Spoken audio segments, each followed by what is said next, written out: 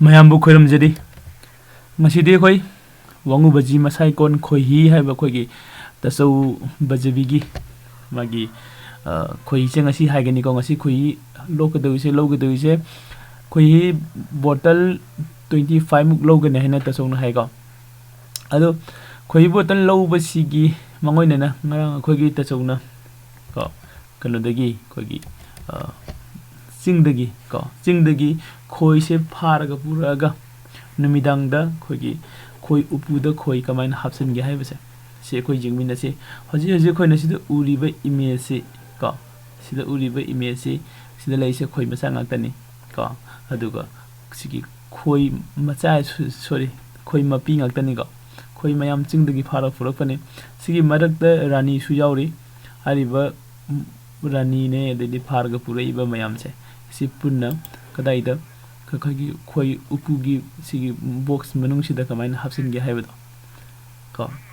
adu jingmina si aduga ariba sigi process songna pharaga jumda purakpa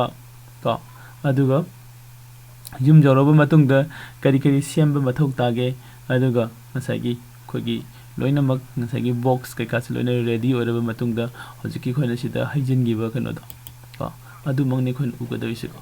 sigi box manung sida hapsin gare ko hojiko aduga box ya khoi hangdo og jinga kanda sigi mong sini kano da lei ko adu sigi se leitri ngai da ihan hanbada khogi tachawna puraise sida puraise khoi box ko khoi rani mari ga loina na khoi upu mari da hap ka dobo ko the b box thali singse si khoi rani amamonga khoi khoibu amamonga puna yauri ni ko khoi upu mari da hap ka dobo khoi ni puraise singdagi farga purakpane aduga sida khogi cherang manungda yawisina ko khoira ko moina da asagi khoi singsina singda uda kaida napaga saramba khoira done khoira se chu phakaga pura ise karigina thugai debi da sathok tana pura ise karigina haibada so khoi punna lijing mina se ko sisu sina ngasai nungthinda tawna khoi amasu adi rani amaga group amaga pura aga pharaga pura khibeina hai ko adu hariba kano se khona hana pura khibasi de khoi tawna kano da hasin gale ko adu hojik se sida tawna se mai se kaino yengse si hujiki akoina sida ugiba sida lei se khogi se sida khoi pukhamda yaurga lei se khoigi magi khoirani ko hairi basigi khoira se magi sigi khogi khoiragi frame ko khoigi ngasagi khohi haplak nambagi natragana khogi khoira sanana ba box manung da jawba frame khogi mamangi video da yawgi bido sida leiriba ugi frame sing se sida hapsin ga doini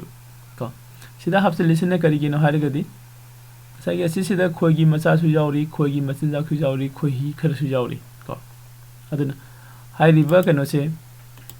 sida hapsin laga thamaga ko ngasagi somda box magi chamber sida haptuini ko adu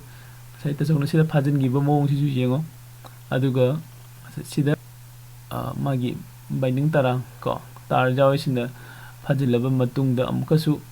ko khare hena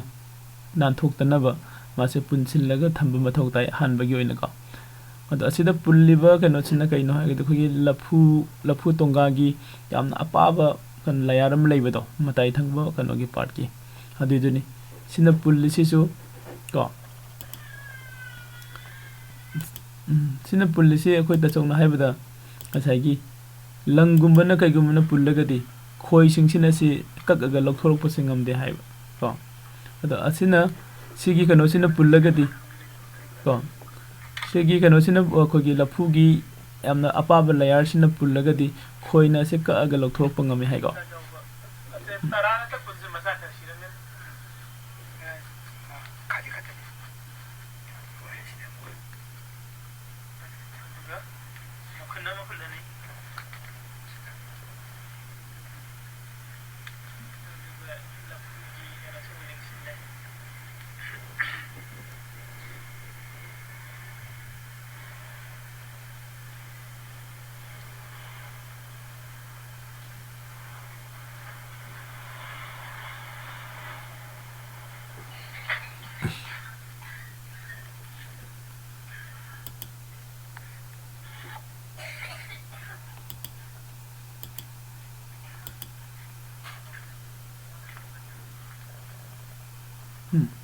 ꯑꯃꯁꯨ ready ꯑꯣꯏꯔꯦꯀꯣ ꯁꯨꯃꯥꯏꯅ ꯇꯧꯔꯒ ꯑꯩꯈꯣꯏ frame 3ꯅꯤ ꯇꯆꯧꯅ ꯁꯦꯝꯗꯣꯏꯁꯦ ꯁꯤꯒꯤ box ꯃꯅꯨꯡꯁꯤꯗ ꯃꯊꯪ ꯃꯊꯪ ꯀꯣ ꯃꯊꯪ ꯃꯊꯪ ꯍꯥꯖꯤꯟꯒꯗꯤ ꯃꯣꯏꯁꯦ ꯑꯗꯨꯝ ꯃꯆꯥ ꯂꯩꯔꯦ ꯍꯥꯏꯅ ꯂꯩꯗꯣꯏꯅꯦꯕ ꯅꯨꯡꯉꯥꯏꯅ ꯃꯆꯥꯒꯤꯗꯃꯛꯇꯅꯦꯕ ꯁꯨꯅꯤꯁꯨ ꯃꯌꯥꯝꯁꯦ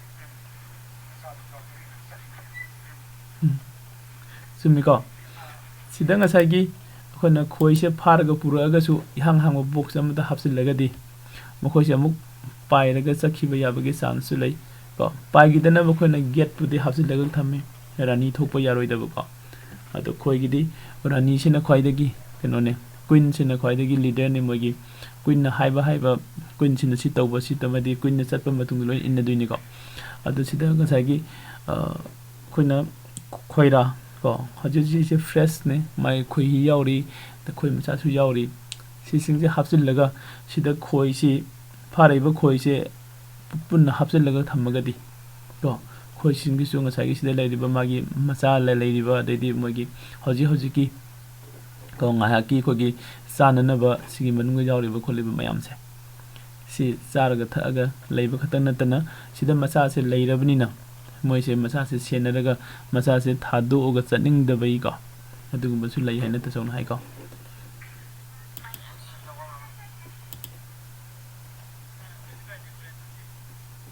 ꯑꯣꯀꯦ ꯌꯥꯝꯅ ꯏꯟꯇꯔꯦꯁꯇꯤꯡ ꯑꯣꯏꯕ ꯄꯥꯔꯠ ꯑꯃꯅꯤ ꯅꯠꯇ꯭ꯔꯥ ꯉꯁꯥꯏ ꯑꯩꯈꯣꯏꯒꯤ ꯏꯆꯝ ꯆꯝꯅ ꯑꯩꯈꯣꯏꯅ ꯈꯣꯏꯁꯦ ꯐꯥꯔꯒ ꯎꯄꯨꯗ ꯍꯦꯛꯇ ꯍꯥꯞꯆꯤꯟꯕꯁꯨ ꯑꯣꯏꯔꯝꯗ꯭ꯔꯦ ꯈꯣꯏ ꯕꯣꯛꯁꯇ ꯀꯣ ꯕꯤ ꯕꯣꯛꯁꯇ ꯍꯦꯛꯇ ꯍꯥꯞꯆꯤꯟꯕꯁꯨ ꯑꯣꯏꯔꯝꯗ꯭ꯔꯦ ꯀꯣ ꯑꯩꯈꯣꯏꯒꯤ ꯋꯥꯉꯨꯕꯖꯤ ꯃꯁꯥꯏꯒꯣꯟ ꯈꯣꯏꯍꯤꯒꯤ ꯑꯩꯈꯣꯏꯒꯤ ꯇꯁꯧ ꯕ꯭ꯔꯗꯕꯤꯅ ꯉꯁꯥꯏꯒꯤ ꯃꯌꯥꯝꯗ ꯈꯪꯍꯟꯅꯤꯡꯉꯤꯕ ꯃꯌꯥꯝꯁꯤ ꯁꯤꯅꯤ ꯀꯣ ꯃꯃꯥꯡꯗ ꯈꯣꯏ ꯀꯃꯥꯏꯅ ꯌꯣꯛꯏ ꯈꯣꯏꯍꯤ ꯀꯃꯥꯏꯅ ꯂꯣꯛꯀꯦ ꯍꯥꯏꯕꯗꯨꯁꯨ ꯌꯦꯡꯈ꯭ꯔꯦ ꯑꯗꯨꯒ ꯑꯩꯈꯣꯏꯅ ꯈꯣꯏꯁꯤ ꯐꯥꯔꯒ ꯄꯨꯔꯛꯑꯒ ꯀꯣ ꯑꯩꯈꯣꯏꯒꯤ ꯕꯤ ꯕꯣꯛꯁ ꯃꯅꯨꯡꯗ ꯀꯃꯥꯏꯅ ꯍꯥꯞꯆꯤꯟꯒꯦ ꯍꯥꯏꯕꯒꯤ ꯄ꯭ꯔꯣꯁꯦꯁꯇꯨꯅꯤ ꯁꯤꯅꯀꯣ ꯅꯨꯃꯤꯗꯥꯡ ꯑꯣꯏꯕꯒꯤ ꯚꯤꯗꯤꯑꯣꯁꯦ ꯈꯔ ꯁꯦꯡꯕ ꯋꯥꯠꯂꯦ ꯃꯌꯥꯝ ꯀꯣ ngasi tachongna purkhiba khoi du khoi upu mari da hapkadauba khoi ne nungthinda amaga hapkhare khoi upu manga gi kano purai ga ado punna tachaugi se ngasi mana se ready tauri se khoi upu manga ne khoi upu manga sida ko hapta amada paisa si phanam talakane khali ko khoi botan amamam dang piraga su ani ni piraga su natra ko sigi hapagi process jengsi ngsaigi khoi kano sida khoira se khoira gi mathak sida khoina sida hapki khanba khoira se lawre sida yawi se khoi gi kano ni ko adu sigi khoira se lawra kanda khogi sigi khoira gi frame da yawri ba tar se sina khara kanna ko takaga kano se khoira gi mayai da lehangi ba pura talan ba yade ko pura talan lagadi sum tagrani khoira gi mayai da lehangaga magi balance to amuk yanana ba khogi sigi lafu tonga gi khogi yamna paba ngasagi layer machang khak to aduduna punsil laga thambane ko tagi dana ba sigi matung dei di khoi singsina kaidorane khogi worker myam jawi singdom b singche sisina masi moina dum semjegarni masana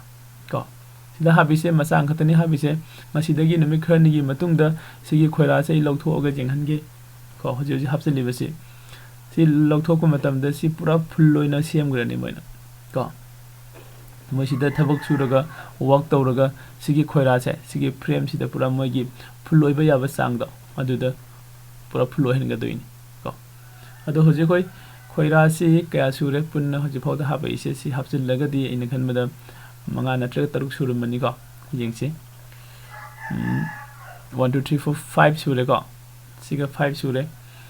amada ngaire ko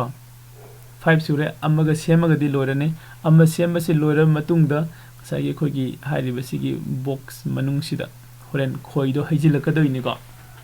sai khona ahanbada yengiba video do ahanbada khona mate ma yengiba do sigi box sigi mathak sida khoi kano si chamber mag hapsilaga ko aduga haijilakadoini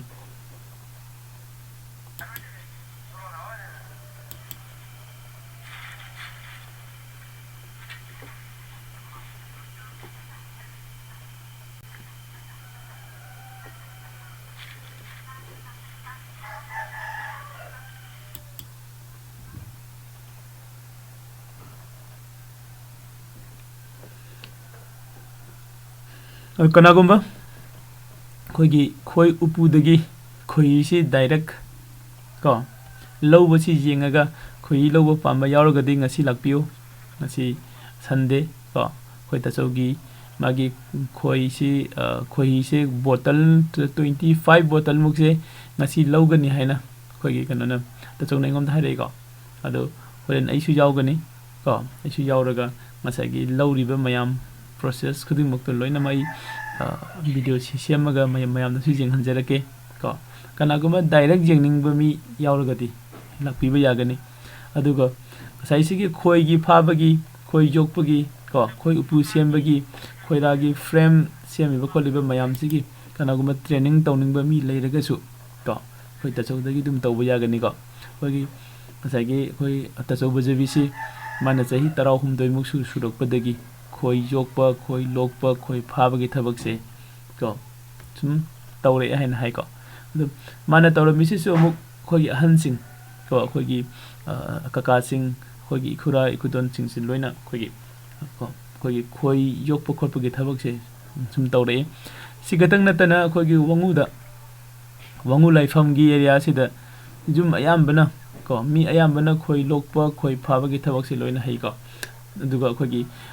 वंगु बिबॉक्स आइना खोगी नगी राजुगी कनो से सु मयामना Sangai festival न कइदा उरंगनी मागी दे खोही से दुकी मतिक जामे को खोगी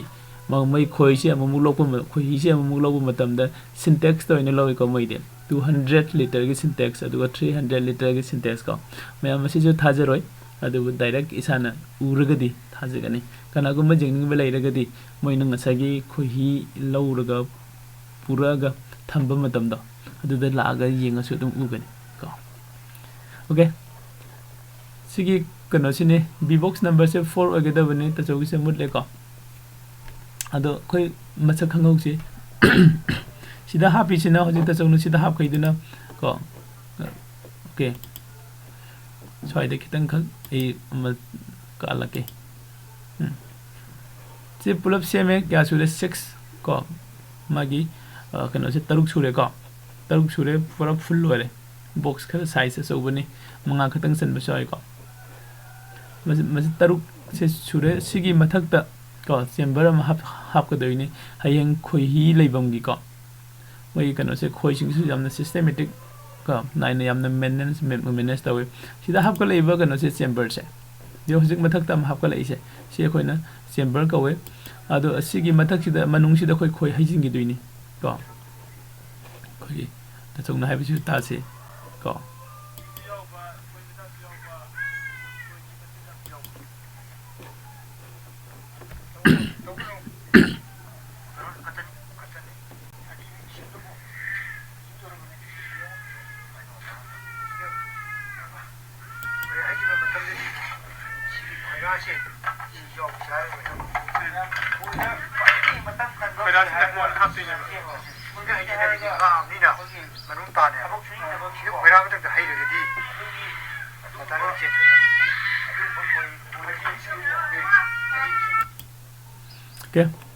सिदा मनुंगा हिजलगदी खोइसिंगजे मनुंगा संगिनी हाइबको अदुगा सिगी मथकी चेंबर से जाउदबदा हिजलुरगदी खोइसिंगजे मपानदसु तागनी मनुंगसु खर संगिनी हाइबनेबा अदुना सिगी मथकता हाबिबा चेंबर से सिसिना हयेंग सिदा लेगदोब खोइ मयाम सिना मखोइगी खोइहि थंबमगी चेंबर ओइगदोइनिको अदो हजिकी मखादा सिदा अमा खोइगी तचौना मसागी मेंशन बखोट तौरिसे सिदा मेल वाइट मेल सिदा खोइरानि कनो दुने खोइरा दुने मेल मेंशन बने सिदा मोगी गेट ने गेट हाबिसिना कइगिनो हगदी सिगी गेट की मान सेमिबा मखुन से सिदा खोइगी वर्कर सिंग सिदा चथोग सिनजाहनबा को वर्कर सिंग सिदा लिटलगा थोकप चले अदुगा कनो से क्वीन को खोइरानी को क्वीन सिदा थोकप ngamde को अदुना मसाई क्वीन दो सिदा लेबनिना खोई अतय वर्कर सिंग जो थबक सुरुगा हलागा मगी जु मोइना सिदा सुम लेदुनि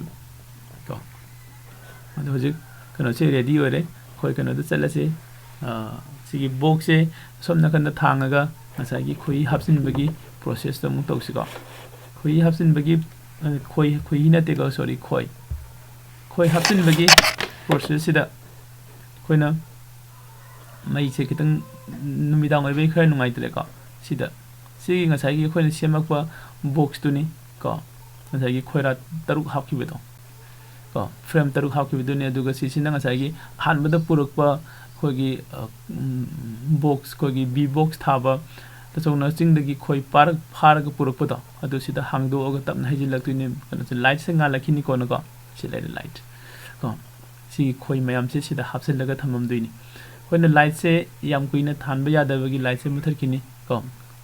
ꯈꯣꯏꯁꯦ ꯂꯥꯏꯠ ꯂꯣꯝꯗ ꯄꯥꯏꯁꯤꯜꯂꯛꯑꯒ ꯃꯤꯗ ꯆꯤꯛꯀꯦ ꯇꯧꯕꯒꯤ ꯑꯗꯨꯕꯨ ꯁꯤꯗ ꯍꯩꯖꯤꯟꯈ꯭ꯔꯒ ꯃꯥꯒꯤ ꯃꯀꯣꯟꯁꯤ ꯌꯧꯈ꯭ꯔꯕ ꯃꯇꯨꯡꯗꯗꯤ ꯂꯥꯏꯠ ꯊꯥꯜꯂꯁꯨ ꯌꯥꯔꯦ ꯍꯥꯏꯅ ꯑꯃꯨꯛ ꯑꯩꯈꯣꯏ ꯇꯁꯧꯅ ꯍꯥꯏꯀꯣ ꯑꯗꯣ ꯍꯩꯖꯤꯟꯈꯔꯦ ꯁꯤꯗ ꯂꯣꯏ ꯇꯥꯈ꯭ꯔꯦ ꯅꯠꯇ꯭ꯔꯥ ꯂꯣꯏ ꯇꯥꯈ꯭ꯔꯕ ꯃꯇꯨꯡꯗ